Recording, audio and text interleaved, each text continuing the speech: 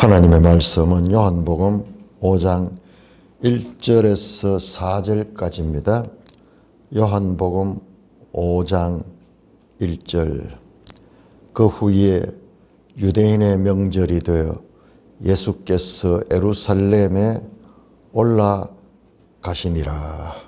예루살렘에 있는 양문 곁에 히브리 말로 베데스다라 하는 못이 있는데 거기 행각 5이 있고 그 안에 많은 병자, 맹인, 다리 저는 사람, 혈기 마른 사람들이 누워 물의 움직임을 기다리니 이는 천사가 가끔 못에 내려와 물을 움직이게 하는데 움직인 후에 먼저 들어가는 자는 어떤 병에 걸렸든지 낫게 되미노라. 오 하나님, 은혜를 감사합니다. 요한복음 5장을 통하여 말씀하시는 하나님의 뜻을 바르게 깨닫게 하여 주시옵소서. 예수님 이름으로 감사하며 기도드리옵나이다. 아멘. 자, 이제 5장부터는 4장까지는 가나 사이클을 그죠. 가나에서 시작해서 가나로 끝이 나고 가나에서 시작된 첫 번째 표적과 또다시 가나에서 행하신 두 번째 표적으로 말미암아 이것이 한 단락을 이루고 있다는 것을 말씀을 드렸죠. 이제 5장부터는 새로운 사이클이 시작이 됩니다. 5장부터 저 12장까지가 이어지는데 특별히 10장까지가 절기 사이클입니다. 절기 사이클.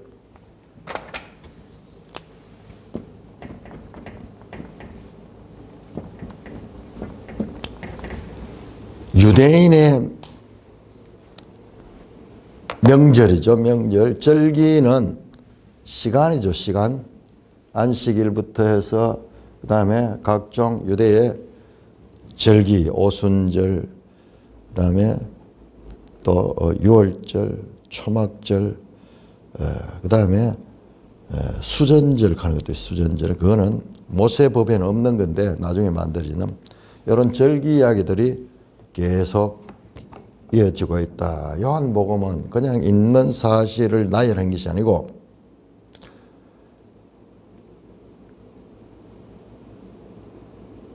재구성을 해서 재구성, 주제별로 재구성을 하면서 앞에서는 우리가 봤죠.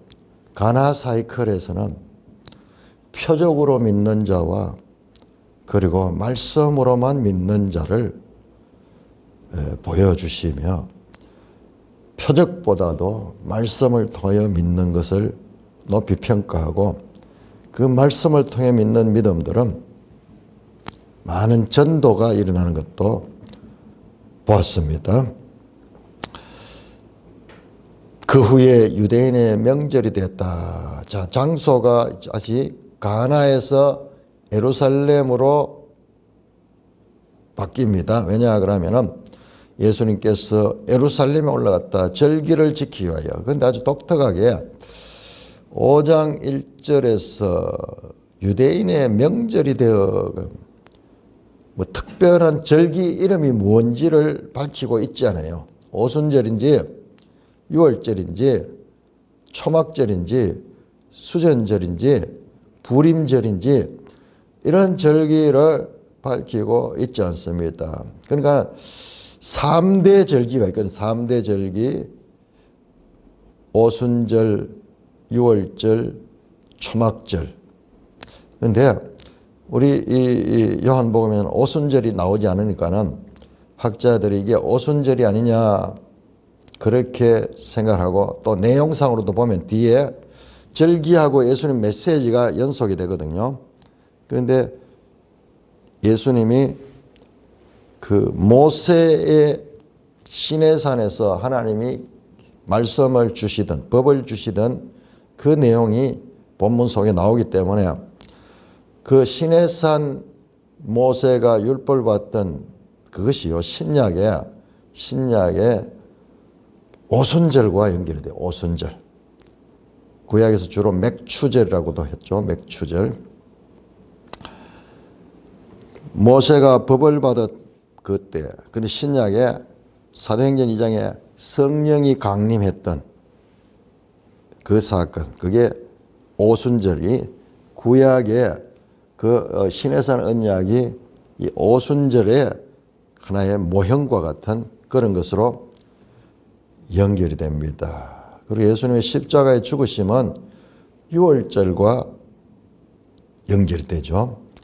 예수님의 재림은 장막절, 초막절과 연결이 됩니다. 계시록 보면은 하나님이 장막이 백성들과 함께 있어. 그러면서 그 장막이 하나님과 어린 양이 그 위에 장막을 치리니. 그런 구약의 이런 절기들은 하나님의 구원 역사의 하나의 예표적인 그와 같은 것이었습니다. 자, 그런데 이 유대인의 명절에 굳이 무슨 명절인지를 밝히지 않은 것은 5장에서 핵심은 이 명절이 아니에요. 핵심은 이따 보면 알겠지만은 안식일입니다. 안식일입니다. 안식일 문제로 모든 절기의 가장 기본이 되는 안식일 문제이기 때문에 굳이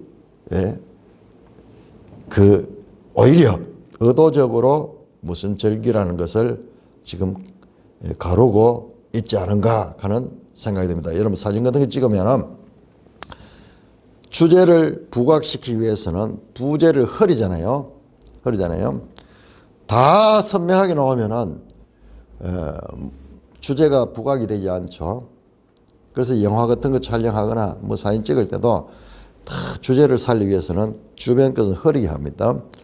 어떤 면에서 제가 계속 말씀드리잖아요. 이 요한복음은 영화 기법. 현대 영화인들이 자기들이 표현하고자 하는 것을 표현할 때 가장 효과적으로 표현하기 위해서 온갖 연구를 하거든요. 그런데 그런 영화 기법과 아주 흡사하다. 그래서 성경이 영화를 닮은 게 아니고 영화가 성경을 닮았는 거예요. 우리는 뭣도 모르고 그걸로 이야기하는 거예요. 여러분 영화는 나온 지 얼마 안 되잖아요.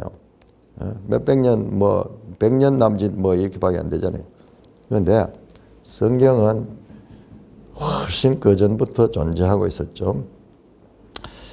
자, 예루살렘에 올라갔습니다. 그러니까는 우리가 여기서 한 가지 분명한 건 4장과 5장이 전혀 다른 내용이다 하는 것을 알 수 있어요. 장소도 다르고 시간도 다르고 그러면서 새로운 사이클, 절기 사이클이 시작되고 있다는 것을 이제 보게 될 것입니다. 6장은 6월절 이야기예요. 7장은 초막절 이야기요. 그러니까는 절기 사이클의 이 한 묶음을 우리가 볼 수가 있습니다. 예루살렘 양문 곁에 히브리 말로 베데스다 하는 못이 있었다. 벳 하는 건 집이죠. 베데스다. 이 어떤 이 자비의 집인지 그런 뜻이에요. 그 못이 있는데 자비의 집일 것 같네요. 왜냐 그러면은 그 내용이 보면은 거기 행각 5이 있다. 행각하는 게 뭐냐 그러면은 영어 성경에는 포치로 되어 있는데 포치 기둥이 있고 지붕이 있는 벽체로 막아지지 아니하는 그런 반틈은 야외와 같은 그런 거죠. 기둥이 있고 그다음에 지붕이 있고 비는 피할 수 있죠. 일시적으로. 그러나 바람이나 이런 거는 그대로 불게 되는 그 야외에 세워진 그런 행각입니다. 양문 곁에 그 성전에 양문, 미문, 말문, 마문 이런 여러 개 그런 분문도 있고 성전의 여러 문들이죠. 이 양문은 제사 지낼 적에 사용되는 양들이 들어오고 나가는 그런 것입니다. 그 못이 있는데 거기에 행각 5이 있다. 어떤 분들은 행각 5을 이 모세 오경 뭐 그런 식으로도 이 말씀하는데 너무 그런 식으로 보면 알레고리 해석이 돼버려요. 너무 그러면 저는 뭐 그렇게 볼 수도 있겠습니다만은 그런데 너무 치중해서 성경을 그런 식으로 보게 되면은 그게 한때 유행했어요. 그게 예. 그런데 물론 성경에 알레고리 요소가 있습니다만은 그런 성경은 그냥 문학적, 신학적 읽기를 통해서 이해할 수 있는 그런 책으로 쓰여졌습니다. 그 안에 많은 병자, 여러분 장면이 착 펼쳐지잖아요. 갑자기 저 가나에서 예루살렘 와서 장면이 탁 펼쳐지는데 그 베데스다 못이 보이는데 쫙 장면을 보니까는 사람들이 많이 있는데 보니까는 병자들이 모여 있는 거예요. 맹인, 다리 저는 사람, 혈기 마른 사람들이 누워서 있는 장면이 쫙 펼쳐집니다. 자, 그 다음에 거기에 물의 움직임을 기다리니 그러면서 4절 마지막 절까지는 성경에 딱 인용 표시를 해놨죠.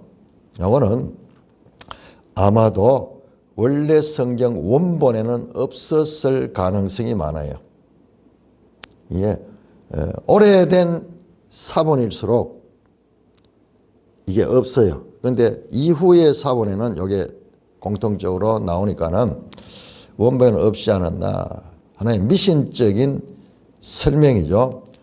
그러니까는 여기에 이걸 기록한 사람은 본문을 좀 더 잘 이해할 수 있도록 하기 위해서 그렇게 기록을 했는 것 같아요. 그러나 단정할 수 없습니다. 자, 물이 움직임을 기다렸다. 왜냐 그러면은 가끔 천사가 모세 내려와 물을 움직이게 하는데 그때 그 물이 움직일 때 들어간 사람은 어떤 병에 걸렸든지 낫게 됨이라.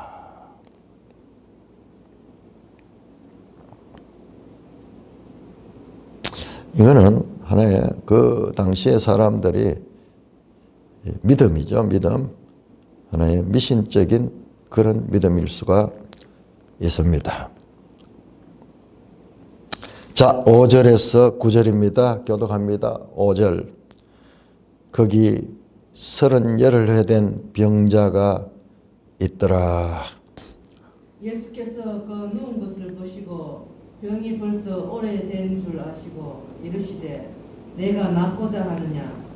병자가 대답하되 주여 물이 움직일 때 나를 못에 넣어주는 사람이 없어 내가 가는 동안에 다른 사람이 먼저 내려가나이다. 예수께서 이르시되 내 자리를 들고 걸어가라 하시니 그 사람이 나서 자리를 들고 걸어가니 이날은 안식이라. 자, 거기에 그 많은 병자들이 대기하고 있는데 38해 된 병자가 있더라. 좀 알레고리적으로 해석하는 것도 여기서는 무리한 건 아니에요. 형각 5, 유대교를 나타내는 모세 오경, 그 다음에 38해 된 이 병자, 38해는 유대인들이 출애굽할 적에 38년 동안 광야를 헤맸잖아요. 그래서 어떤 유대교의 하나의 모세 오경 또는 38년 된 그 이 광야를 방황하다가 어떻게든 죽어버리잖아요. 이 사람들은 이 출애굽 1세대들이잖아요. 38해 된 병자였더라. 이야, 인간적으로 생각하면 38해 동안 병자로 걷지를 못한 것 같아요. 예수께서 그 누운 것을 보았다. 병이 벌써 오랜 줄 아시고 참 삶의 질이 비참하죠. 이런 신체가 마비되어서 혼자 상태로는 어떤 그 움직이지도 못하는, 여기까지도 누가 끌어줘야 되는 그런 비참한 상태입니다. 어떤 분이 쓴 주석을 보니까는요, 이런 환자의 의학적인 특징은 이 늘 누워있고 이러니까는 방광이 상해가지고 배설 조절이 안 된다고 합니다. 그러니까는 줄줄줄줄 흐르는 거예요. 그리고 냄새도 나고 위생적으로 말할 수 없는 거예요. 일반인들이 막 가까이 가면 냄새가 나는 거예요. 그래서 사람들로부터 완전히 외면당하는 참 끈질긴 생명이죠. 그런 상태로 38해 동안 이렇게 병에 시달리고 있는 병자가 있었다. 예수님께서 사람들이 피하는 그 병자를 향해 가서 그 누운 곳을 보시고 또한 병이 오랜 줄 아시고 말씀하십니다. 네가 낫고자 하느냐. 병자가 대답하되 참 우리 의자매님 대답하고 비슷하네요. 예, 낫고자 합니다. 이렇게 말하지 않고 빙 돌려가지고 주여 물이 움직일 때 나를 못에 넣어주는 사람이 없어 내가 가는 동안에 다른 사람이 먼저 내려갑니다. 낫고자 합니다. 예 하지 않고 그 말은 당연하게 이 뜻 속에 포함되어 있죠. 좀 더 포괄적으로 그렇게 말씀합니다. 간절히 낫고자 하는데 내 스스로 움직이지 못하니까는 누가 그 순간에 나를 밀어 넣어줘야 되는데 그럴 사람이 없었어. 내가 막 기어가지고 이렇게 이동할 때 다른 사람이 먼저 내려가나이다. 조금 다른 사람을 원망한다고 그럴까요? 아니면 자신의 처지를 사실적으로 묘사한다고 그럴까요? 참 이 말 속에 여러 가지 함의가 있습니다. 어떤 분이 참 이 기사를 보고 이 세상의 비정한 경쟁사회에 자기만 생각하고 타인을 돌보지 않는 뭐 그런 것으로 이 주제를 보고 설교를 하는데 상당히 그럴 수도 있습니다. 그러나 여기에서 본 주제는 그런 내용이 아닙니다. 우리 성경 전체 맥락을 그렇게 봐야 됩니다. 그래서 비정한 지금 현실. 자, 이분은 그 물에 들어가면 낫겠다는 확신을 가 있어. 믿음을 가 있어. 미신적인 믿음이죠. 예수께서 이르시되 일어나 네 자리를 들고 걸어가라 하시니 예수님께서 일어나라. 네 자리를 들고 걸어가라. 자, 자리를 든다는 게 중요합니다. 뒤에 보면 계속 그게 반복돼 나옵니다. 그 사람이 곧 나와서 자리를 걸어갔다. 바로 앞에서 우리 4장 마지막 부분에 왕의 신하의 병든 아들을 말씀으로 치유하셨던 것과 마찬가지로 지금 여기서 손도 대지 않고 말씀으로 명령하니까는 그 사람이 곧 나와서 자리를 들고 걸어갔다. 이야, 참 대단하죠? 이게 표적이에요. 표적.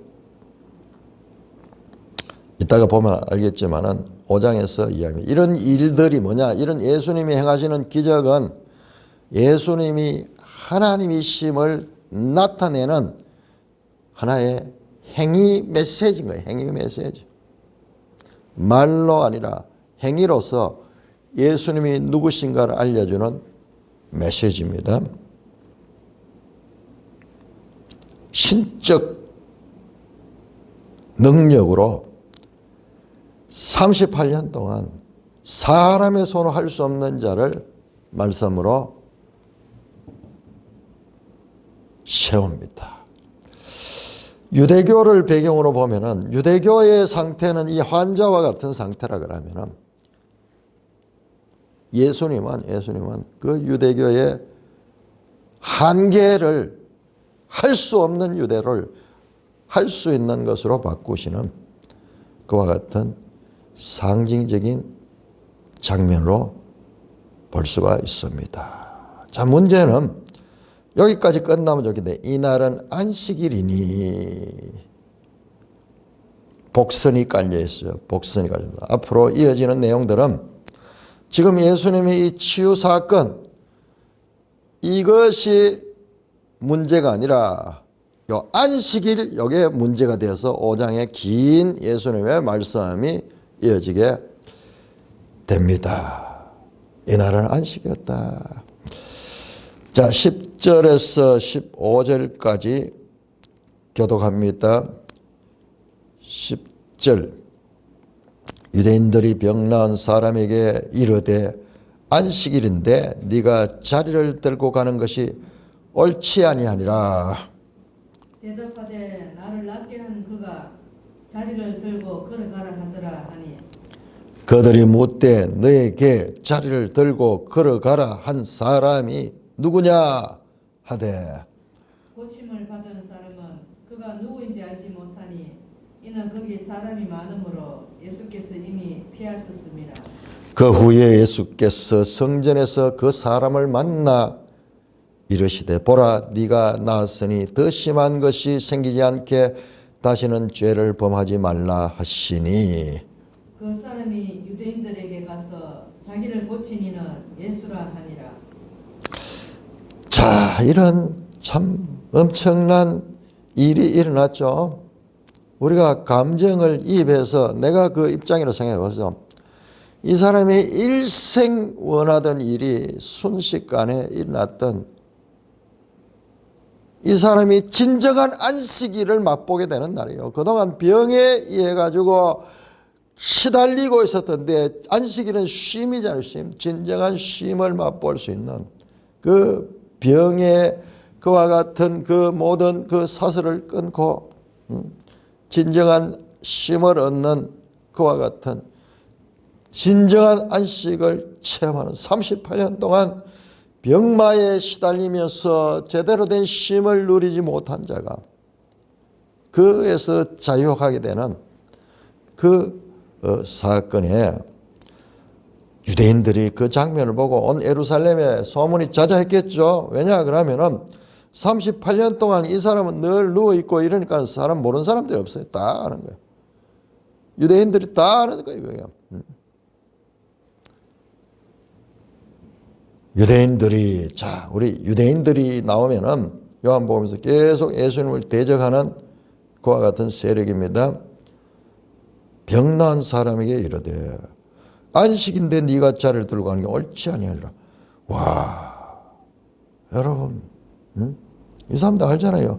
이야 네가 어떻게 낫게 됐노 그러면서 막 그렇게 같이 공감을 해주고 기뻐해주고 참 누가 어떻게 이렇게 낫게 됐나. 그분이 능력이 대단하구나. 이렇게 나와야 되는 게 당연한 거 아니에요. 이거는 사람 같으면은. 그런데 이들의 반응은요. 안식인데 네가 자리를 들고 가는 것이 옳지 못하다. 자리를 들다. 제가 말씀드렸죠. 앞에서 자리를 들고 걸어가라. 그러니까 나와서 자리를 들고 걸었다. 다시 자리를 들고 가는 것이 옳지 않다. 안식일에도 아무것도 안 한다고 걸어가야 되고 뭐 밥도 먹어야 되고 뭐 이렇게 하는데 우리 성경에는 모세법에는 안식일을 출애굽에서 애굽의 압제에서 벗어난 하나의 상징으로 신명기 5장에는 그렇게 보죠. 그 다음에 출애굽기 20장 10계명은 안식일 계명이 창조의 날, 창조의 날, 창조를 왔어요. 하나님이 쉬신, 하나님이 그 창조를 완성하신 그 날을 기념해서 안식일을 지키라고 그랬거든요. 하나님의 창조의 기쁨 또는 종에서 해방된 기쁨, 그런 기쁨인데 그래서 노동하지 말고 쉬도록 했는데 여기에서는 지금 뭐냐, 자리를 들고 가는 것이 문제가 되는 거예요. 자리를 들고 가는 게 옳지 아니하다. 오크 부정사입니다. 부정. 오크 엑제스틴 불법이다 하는 거예요. 합법적이 아니다는 거예요. 합법적이 아니다. 그 부정사가 있어가지고 법을 어겼다는 거예요. 법을 어겼다는 거예요.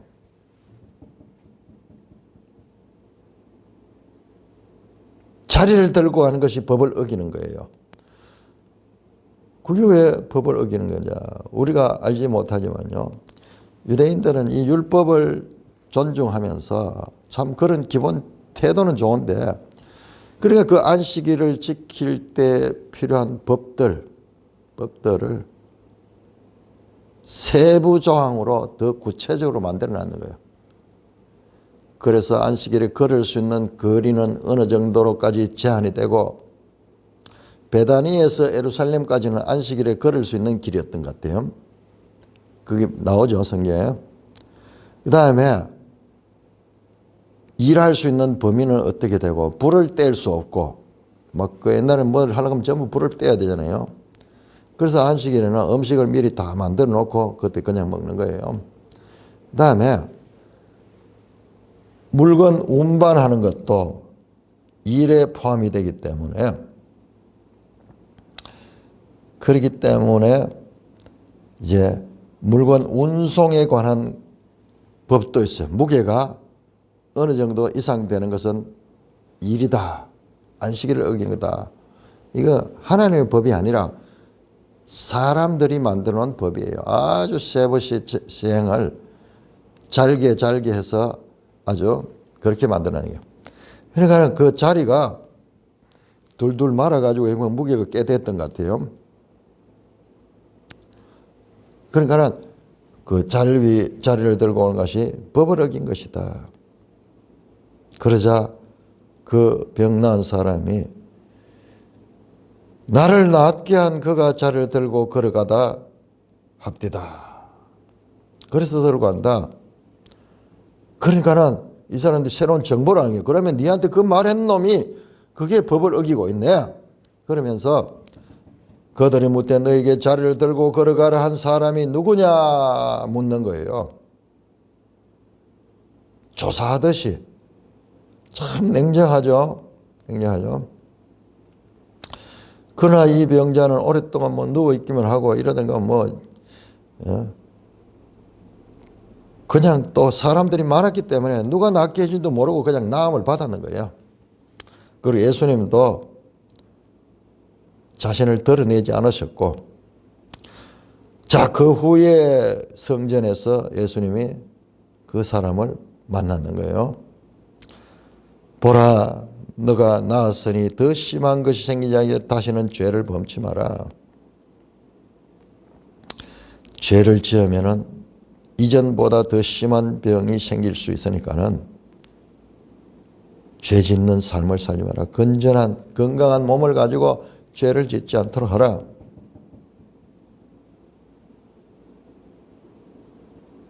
하시니 그 사람이 유대인들에 가서 자기를 고치는 예수라 하느라.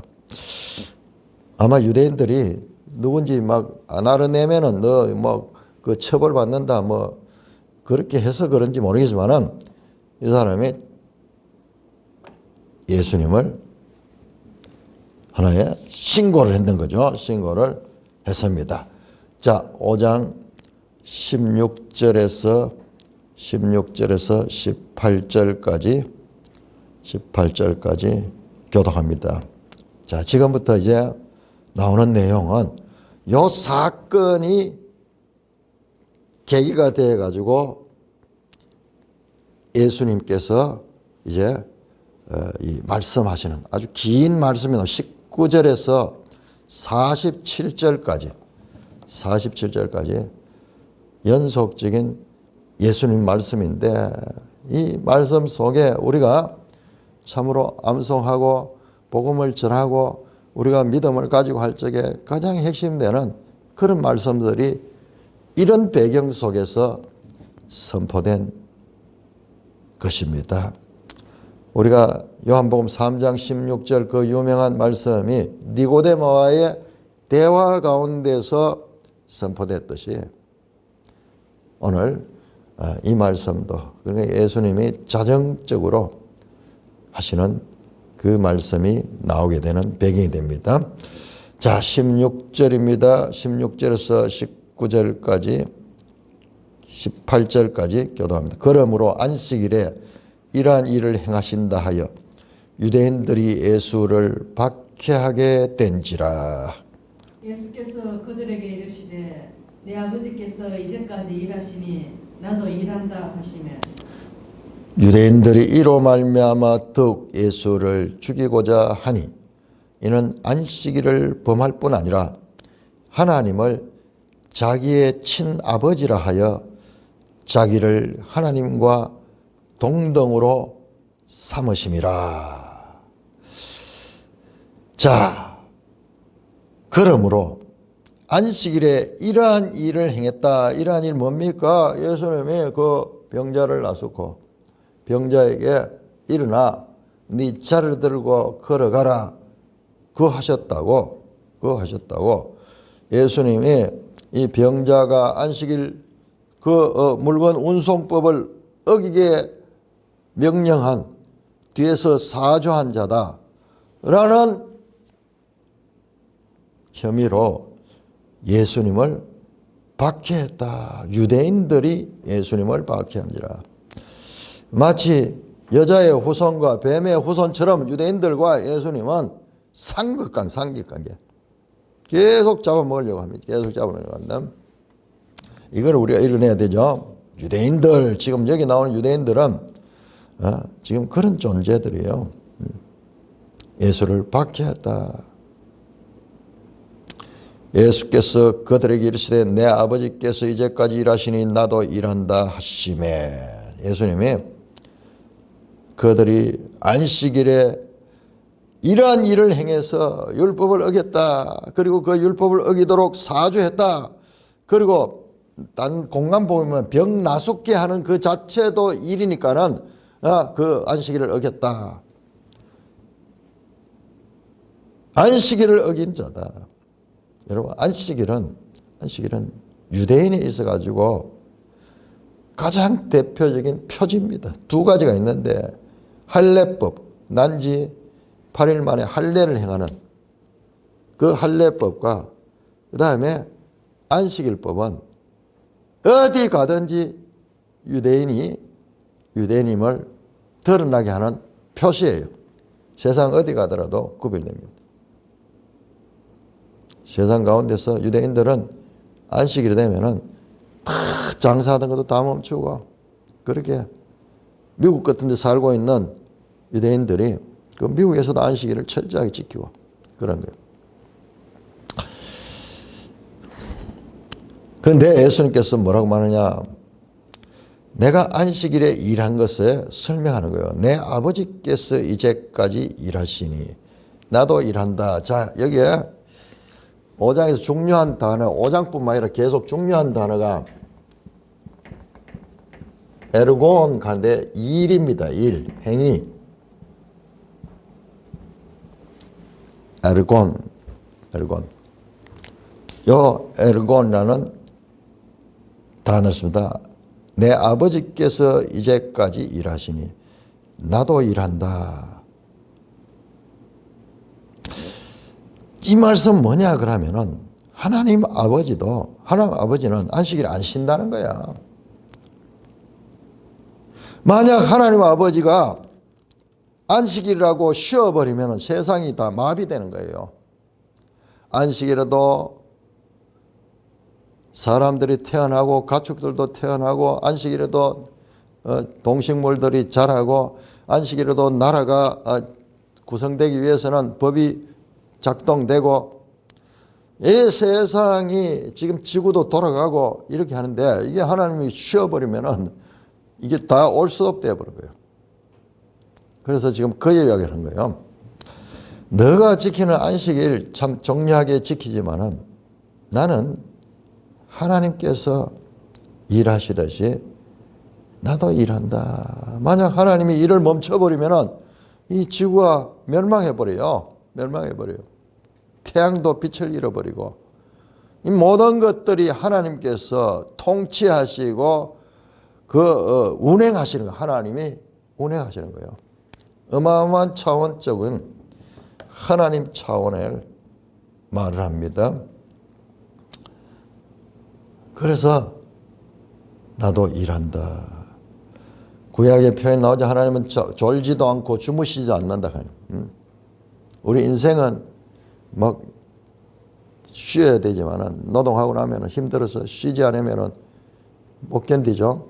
그렇지만 하나님은 인생이 아니시니 졸지도 않고 주무시지도 않는다. 내 아버지께서 이제까지 일하시니 나도 일한다. 나는 아버지와 같다는 거예요. 아버지가 일하면 나도 일하고, 아버지와 자신의 그 연관관계를 말씀하냐. 그러니까 유대인들이 이로 말미암아 더욱 예수를 죽이자. 첫째, 안식일 때문에 예수님을 미워했는데, 박해했는데, 이제는 내 아버지께서 일하시니 나도 일한다. 그런 게 자기를 하나님의 아들이라고 말하고 있다. 그러면서 두 가지 제목으로 그렇게 예수님을 죽이고자 했다. 18절에 더욱 예수를 죽여. 한 가지 범죄만 있어도 문제가 되는데 그 위에다 가중처벌했던 가중처벌. 왜? 안식일을 범하고 첫째. 두 번째로 하나님을 자기의 친아버지라 하여 자기를 하나님과 동등으로 삼았다. 두 가지 제목입니다. 두 가지 제목. 첫째,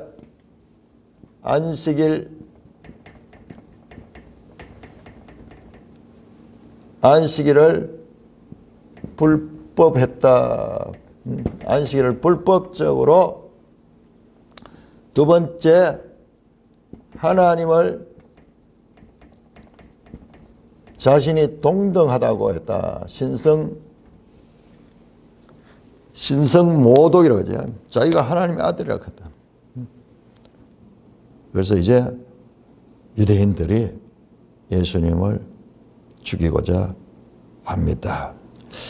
자, 19절에서 20절 교독합니다. 그러므로 예수께서 그들에게 이르시되 내가 진실로 너에게 이르니 아들이 아버지께서 하시는 일을 보지 않고는 아무것도 스스로 할 수 없나니 아버지께서 행하시는 그것을 아들도 그와 같이 행하느니라.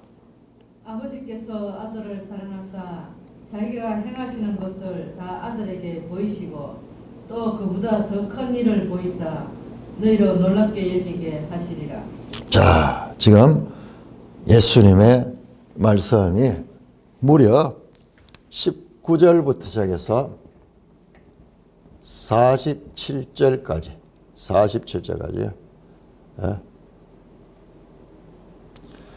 무려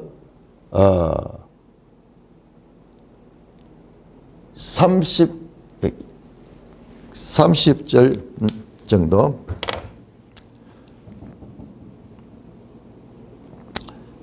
길게 계속 이어지는 내용입니다. 그래서 이 말씀은 47절까지 쫙 계속 이어집니다. 계속 예수님 말씀이에요. 그러니까 노다지가 이 속에 들어있는 거예요. 노다지가. 그런데 이 내용을 오늘 다 볼 수는 없고요. 자, 오늘 교독했는 것까지만 한번 보겠습니다. 자, 예수님이 두 가지 제목이 있는데 그 제목에 대해서 자신이 변명하는 거, 변명. 내가 안식일을 어기지 않았다는 것을 변명하고, 그 다음에 하나님과 동등하다는 것을 증명하는 거, 증명. 그런데 이 안식일을 내가 어기지 않았다. 내 아버지께서 일하시니 나도 일한다 했는 이 말씀에 대해서도 더 못 알아들으니까는 이것 때문에 더 문제가 됐죠. 그래서 여기에 대해서도 스스로 변론을 하시는데 그 내용은 여기 안 나와요. 여기 안 나옵니다. 놀랍게도 이게 7장이 나와요. 7장에 참 이게 자 7장 우리 한번 볼까요? 7장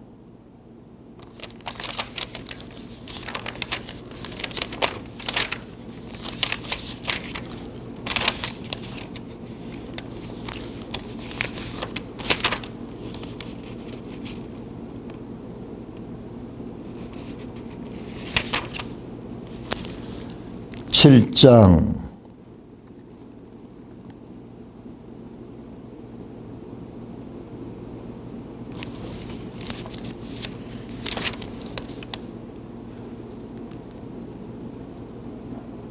7장 19절에서 보시면은 우리 매일 성경 제목도 나오죠. 율법과 안식일 논쟁, 율법과 안식일 논쟁 그러면서 나옵니다. 그래서 여기서 예수님이 우리 이 부분 가서 더 자세하게 한번 보겠습니다. 그럼 왜 이렇게 되어 있는지 모르겠어요. 왜 이렇게 보면 학자들도 근데 학자들 연구를 보면요. 참 대단해요. 대단해요. 그리고 15절부터 18절까지도 지금 자신이 하나님과 동등된 하나님의 아들이라는 것을 변론한 내용이 나와요. 자, 그래서 이 본문이 뭐 우리 그냥 읽고 지나가면은 뭐 그걸 갈 수 있지만은 이걸 제대로 깨달으려고 하면은 엄청 중요한 내용이에요. 자, 첫째 이야기를 합니다. 이 안식일에 대한 거는 7장에서 하고 5장에는 안 나와요. 예. 자, 자신이 하나님과 동등하다는 그것을 변론하는 내용입니다. 19절 내가 진실로 너에게 이르노니 아들이 아버지께서 하시는 일을 보지 않고는 아무것도 스스로 할 수 없다. 아버지께서 행하시는 것을 아들도 그와 같이 행한다.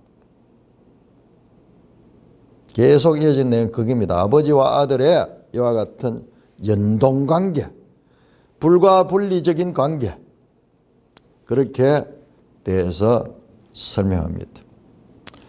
아버지께서 행하시는 것을 아들도 그와 같이 똑같이 행한다는 거야. 20절도 아버지께서 아들을 사랑하사 자기 행한 것을 그 아들에게 다 보이시고 그보다 큰 일을 보일 거다. 너희가 놀라게 될 것이다. 아버지는 아들과 필레오 사랑하는 관계다. 사랑합니다. 여기 보통 아가페를 쓰는데 여기는 필레오 하면 우리 주로 우정 관계를 이야기할 때 많이 쓰는데 동등되 동등 서로 동등되게 그래서 숨기는 게 없는 아들과의 관계에서는 숨기는 것이 없고 아들과 공유하는 거예요. 특별히 조금 이제 그 많은 오해가 있는 부분이 19절인데 우리 이 삼위일체 신학이요. 삼위일체는 말이 성경에 안 나오잖아요. 그런데 그게 한 AD 400년경에 교회 안에서 이 삼위일체 논쟁이 심했습니다. 성부 하나님이 참 하나님이고 성자와 성령은 그보다는 하위 개념이다. 그런 주장들이 많습니다. 언뜻 보면 그런 것 같아요. 여기도 나오잖아요. 아들은 아버지께서 하시는 일을 보지 않고는 아무것도 스스로 할 수 없다. 그러니까는 아버지가 원본이고 아들은 그 명령을 따라서 하는 뭐 그런 하위 개념 같이 보이잖아요. 독립적이지 않다. 독립적이지 않다. 이 말씀은 또 나옵니다. 30절 보세요. 내가 아무것도 스스로 할 수 없노라. 듣는 대로 심판하니 나는 나의 뜻대로 하지 않고 나 보내신 이의 뜻대로 하는 내 심판은 의롭다. 그러니까 주체성이 없다 그럴까요? 아들이 주체성이 없다. 그래서 이런 본문들이 성부 우선성, 성자는 하위적 개념이라고 그렇게 주장하는, 예를 들어서 아리우스주의 가는 게 이거는 삼위일체를 인정 안 하거든요. 성부 하나님 한 분이 하나님이고 나머지는 피조물은 아니지만은 잠깐 하위 개념으로 그렇게 말합니다. 그렇게 말하는데, 그래서 이 그리스도의 신성을 거부하는 그런 신학자들의 근거가 되는 거예요. 이런 말씀들이. 보라, 절대적으로 아버지에게 의존하고 있잖아. 독자적인 그런 일이 없지 않느냐. 사실상 삼위일체 논쟁하는 건요, 어려워요. 그 설명이 거의 안 돼요. 설명이 거의 안 되는데, 근데 이제 신학적인 이 논쟁이 치열했습니다. 그래서 결과적으로는 삼위일체는 이 높고 낮은 개념이 아니라 동일. 삼위, 서로 다른 세 개의 위치가 있지만, 이 자리가 있지만은 일체다, 한 몸이다. 뭐 우리는 불가능해요, 이해가. 하나이면서도 세 개고 세 개이면서 하나. 그래서 이걸 설명하기 위해서 과거에 태양을 그렇게 가지고, 태양은 둥근 그 모양을 가 있으면서 동시에 거기서 열이 나고 빛이 나니까는 이게 다 세 개가 역할을 다지만 한 태양이다. 뭐 이런 식으로 설명했는데, 그것도 삼일체 개념하고 나중에 되면 모순이 생겨요. 모순이 생깁니다. 그래서 이런 걸 또 예리하게 보는 분들이 있어. 나는 그런 데는 별 관심 없어. 그냥 믿으면 돼. 믿으면 되는데. 그런데 그런 걸 따지는 분들이 있어. 그런데 신학자적인 달란트를 가진 사람이 있어요. 그런 분들이 있어요. 조직 신학하는 사람들 보면은. 그래서 유명한 단어에서 호모이슈스, 호모시우스, 그러면서 여기 보면 19절에 보면 아들도 그와 같이 가는데, 그와 같이 가는 거예요. 호모이우스 하는데 동일하다는 거죠. 아버지와 아들이 동일하다. 이 단어를 가지고 호모이우스 또는 호모시우스 그러면서 오랜 논쟁이 했고, 이것 때문에 많은 이 논쟁이 있습니다. 결과적으로 우리 기독교 역사는 삼위일체를 받아들이는데 아직도 여호와 증인 같은 경우에는 그 삼위일체를 부인합니다. 자, 이런 본문 보면 좀 그런 것 같아요. 이런 본문 같아요. 그런 것 같아요. 그런데 이것은 뒤에 또 나옵니다. 자, 7장 한번 보세요. 이건 내가 왜 중요하게 다뤄야 되나 하면은 좀 7장 17절 한번 보세요. 7장 17절. 사람이 하나님의 뜻을 행하려 하면 이 교훈이 하나님께로 왔는지 내가 스스로 말함인지 알리라. 그러면서 또 나오고 그 16절도 보세요. 내 교훈은 내 것이 아니요 나를 보내신 이의 것이다. 자신과 하나님의 관계를 계속 뒤에 또 설명하고 또 뒤에 또 나옵니다. 10장에도 나오고. 그래서 지금 이 5장이 되게 중요한, 주님께서 친히 자신의 신성을 변증하는 그와 같은 내용인데, 결론적으로 이 말은 무슨 말이냐 그러면요, 우리 이게 입장에서 보면은 그게 맞아요. 딱 저도 이제 처음에 보니까 그런 느낌이 들어요. 독자적이지 못하잖아요. 스스로 할 수 없잖아요. 내 뜻, 자기 뜻대로 못하잖아요. 아버지의 뜻에 제한을 당하잖아요. 그래서 우리는 항상 이 땅에 살면은 항상 이런 높고 낮은 개념에 찌들어져 있는 거예요. 이거는 그런 개념보다도요, 이 아버지와 아들이 이렇게 불가빌리적으로 연합되어 있다는 거예요. 자기 마음대로 하는 게 아니라는 거예요. 자기 마음대로 하는 게 아니라 하나님과 성자가 서로 긴밀한 사랑 관계 가운데서 서로 같은 마음으로 있다는 것을 강조하는 거예요. 강조하는 겁니다. 그러니까 우리가 부부 생활을 해도 부부들 가운데도 서로 막 자기 주장을 하면은 막 가정이 혼란스럽죠. 그런데 남편의 생각이나 아내 생각이나 동일할 적에는 문제가 없는 거예요. 같은 마음이 되는 거예요. 이거는 꼭 스스로 할 수 없으니까는 이게 하위 개념, 상위 개념, 여러분 그런 거는 그 인간 사회에서는 뭐 모든 게 그렇습니다. 이 땅에는 뭐 동물들도 뭐 이 계급이 다 있어. 보이지 않지만은 그 왕이 대장이 있고 그런 권력 다툼이 동물들 세계도 아주 심각합니다. 자, 사람이 있는 곳에 다 그렇기 때문에 우리는 그런 생각하는데 여기에서는 그런 것보다도 아버지의 뜻이나 아들의 뜻이 이게 아버지의 뜻을 무시한 아들의 뜻이 없고 아들의 뜻을 무시한 아버지의 뜻이 없는. 그래서 어떤 분은 이걸 이렇게 설명합니다. 아버지께서 모든 것이 아버지께로부터 나오는데 그 모든 것은 아들에 의하여 행해진다. 그러니까 아버지의 뜻과 아들의 실행, 마치 창세기에 나오듯이 빛이 있으라 하심에 빛이 있었고 아버지의 의지 빛이 있으라. 그러니까 또 그 빛이 또 실행되는 그 말씀 아버지의 말씀 그 자체가 그대로 빛을 만들어내는 것처럼 이와 같이 아버지와 아들의 불가분리적 그와 같은 관계를 설명하는 거다. 지금 예수님이 지금 하나님과 동등하다는 것을 설명하기 위해서 지금 이야기하는데 이게 지금 빌드업 하는 거예요. 뒤에 가면은 이제 구체적으로 증명하는데 먼저 아버지와 아들의 관계에 대해서 말씀을 하고 있습니다. 여러분, 이 삼위일체가 맞는 것이요. 자, 여기 보면은 분명히 그게 느껴지죠. 아버지가 이 우선이고 아들은 그 차선이다. 그렇게 보이는데 여러분 계시록 가면은 마지막 그 세안을 셋다 보니까 항상 하나님과 어린 양이 동등하게 있습니다. 하나님과 어린 양이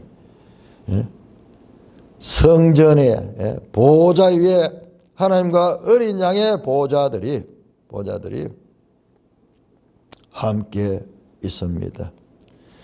하나님의 영광이 빛이 되고 어린 양이 빛이 되는 그와 같은 관계. 성 안에 성전이 없으니 하나님과 어린 양이 신이 성전이시다. 이어지는 요한복음 17장